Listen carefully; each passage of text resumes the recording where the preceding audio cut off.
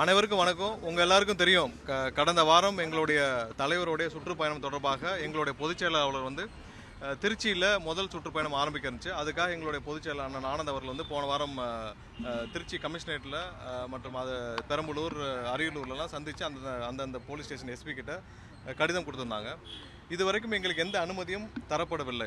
எல்லா இடத்துலையும், அதாவது தலைவர்கள் சுற்றுப்பயணம் மேற்கொண்டால் எல்லா ஊர்லையும், இப்போ சென்னை மாதிரியான அனைத்து ஊர்களிலும், அனைத்து நகரங்களிலும், அனைத்து மாநகராட்சிகளிலும் வந்து பார்த்திங்கன்னா ஒரு குறிப்பிட்ட இடங்கள் அனுமதிக்கப்படும். அந்த அனுமதிக்கப்பட்ட லிஸ்ட்டில் இருந்தே நாங்கள் ஒரு சில இடங்களை குறிப்பிட்டு எங்களுடைய பொதுச் செயலாளர் வழங்கியிருந்தார்.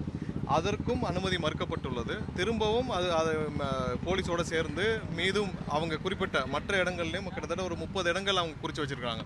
ஸோ அந்த 30 இடங்களிலும் நாங்கள் மறுபடியும் கிட்டத்தட்ட 2 கடிதங்கள் கொடுக்கப்பட்டுச்சு. இன்றைக்கி காலையிலையும் 3வது கடிதமாக போலீஸாரே அவர்கள் எங்கே இடம் உகந்ததாக இருக்குதோ அந்த இடத்தையே குறிப்பிட்டால் கூட அங்கேயே நாங்கள் எங்களுடைய தலைவரின் பயணத்தை அந்த வழியிலாக மேற்கொள்கிறோம் என்று கடைசியாக இன்று காலை கடிதம் கொடுத்திருக்கிறோம். இது போக டிசம்பர் கடைசி வரை, டிசம்பர் 20ஆம் தேதி வரை எங்களுடைய முழு சுற்றுப்பயண விவரம், அதாவது எங்களுடைய தலைவரின் மொத்த சுற்றுப்பயண விவரத்தையும் இன்று டிஜிபி அலுவலகத்தில் ஏடிஜி அவர்கள் எல்என்டோ அவர்களை சந்தித்து அவர்கிட்ட மொத்த பயண விவரத்தையும் கொடுத்துருக்கோம். ஏன்னால் இதே மாதிரியான ஒரு விஷயம் அனைத்து ஊர்களிலும் அனைத்து இடத்துலையும் எங்களுக்கு நடக்கக்கூடாது. இன்னொன்று, ஒரு தலைவர், ஒரு கட்சியின் தலைவர், இன்றைக்கி மக்கள் அபிமானத்தை பெற்ற தலைவர் எங்களுடைய அண்ணன் விஜய் அவர்களின் ப்ரோக்ராம் மட்டும்தான் எல்லா இடத்திலும் தடை செய்யப்படுகிறது. எங்களுடைய கட்சி நிர்வாகிகளுடைய ப்ரோக்ராம் எல்லா இடத்துலையும் அவருடைய நிகழ்ச்சிகள் எதற்கும் அனுமதி கிடைப்பதில்லை. எங்களுடைய தலைவர் நீங்கள் பார்த்துருப்பீங்க, ஆர்ப்பாட்டத்திற்கும் நாங்கள் நீதிமன்றம் சென்று தான் ஆர்ப்பாட்டத்திற்கு அனுமதி பெற்றோம். மாநாட்டிற்கும் தெரியும், எவ்வளவு தடைகளை தாண்டி கிட்டத்தட்ட 20 நாட்கள் தொடர்ச்சியாக ஃபாலோ பண்ணி தான் நாங்கள் அனுமதியை பெற்றோம். அதே போல் சுற்றுப்பயணம், நீங்கள் எல்லா தலைவர்களும் சுற்றுப்பயணம் மேற்கொள்கிறாங்க, எல்லா கட்சியினரும் மேற்கொள்கிறாங்க, எல்லாருக்கும் கிடைக்கும் அனுமதி எங்களுக்கு கிடைப்பதாக இல்லை. ஸோ அதனால தான் இன்றைக்கி மொத்த விவரத்தையும், அதாவது மொத்த பயண திட்டங்களையும் இன்றைக்கு டிஜிபி அலுவலகத்தில் கொடுத்துருக்குறோம். அது போக அந்தந்த மாவட்டங்களிலும் எஸ்பி கிட்ட தனியாக நாங்கள் கொடுப்போம், ரெப்ரசன்டேஷன் கொடுப்போம். மொத்த ப்ரோக்ராம் பிளானையும் கொடுத்துருக்கோம்.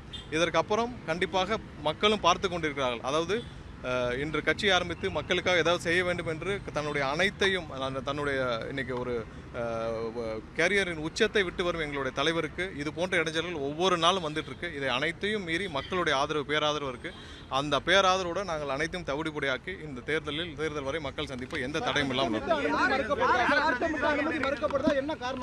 இல்லை, திட்டமிட்டு அனுமதி மறுக்கப்படுகிறது. ஏன்னா பிரதமருக்கு நீங்கள் பார்த்துருப்பீங்க, கடந்த ஆண்டு தேர்தலின் போது பிரதமருக்கு 7-8 இடத்தில் ரோடு ராலி நடத்தினாங்க. அதே போல் மத்திய ஒன்றிய உள்துறை அமைச்சருக்கும் ரோட் ஷோ நடத்துனாங்க. ஸோ சென்னையில், அதுவும் பிரதான இடம், அதாவது டி நகரில் பாண்டி பசார் ஏரியிலே பிரதமருக்கு கிட்டத்தட்ட 3 மணி நேரம் 4 மணி நேரம் போக்குவரத்தை நிறுத்தி காவல்துறை அனுமதி அளித்தது. ஏன்னா காவல்துறைக்கு அந்த ஃப்ரீடம், அந்த இது இருந்துச்சுன்னா கண்டிப்பாக அவரால் செய்ய முடியும், எந்த இடத்துலையும் செய்ய முடியும். எங்களுக்கு மட்டும்தான் திட்டமிட்டு அனுமதி மறுக்கப்படுகிறது, மற்ற அனைவருக்கும் அனுமதி கொடுக்கப்படுகிறது. எங்களுக்கு மறுக்கப்படுகிறது, விவசாயிகள் போராட்டத்துக்கு மறுக்கப்படுகிறது, வாழ்வாதாரத்துக்கு போராடும் தூய்மை பணியாளர்களுக்கு மறுக்கப்படுது. மக்கள் அபிமானத்தை பெற்ற தலைவர் எங்கள் அண்ணன் விஜய் அவர்களுக்கு மட்டும்தான் மறுக்கப்படுகிறது, வேறு யாருக்கும் மறுக்கப்படவில்லை. இது கண்டிப்பாக எங்களுடைய போராட்டம் இதனால் நாங்கள் கண்டிப்பாக இந்த 13ஆம் தேதி மக்களுடைய சந்திப்பு, எங்களுடைய தலைவரின் சந்திப்பு எந்த காலத்திலும் நாங்கள் தவிர்ப்பதாக இல்லை. அது கண்டிப்பாக நடைபெறும். இல்லை, நாங்கள் கண்டிப்பாக, ஏன்னா ஒரு தலைவர் மக்களை போய் சந்திக்கிறதுல எந்த தப்பும் கிடையாது. அது அடிப்படை உரிமை. 13ஆம் தேதி திட்டமிட்டபடி எங்களுடைய தலைவரின் மக்கள் சந்திப்பு கண்டிப்பாக நடைபெறும். பிளே ஸ்டோர் மற்றும் ஆப் ஸ்டோரில் இருந்து பாலிமர் செயலியை QR கோடு மூலம் பதிவிறக்கம் செய்யுங்கள். செய்திகளை உடனுக்குடன் பெறுங்கள்.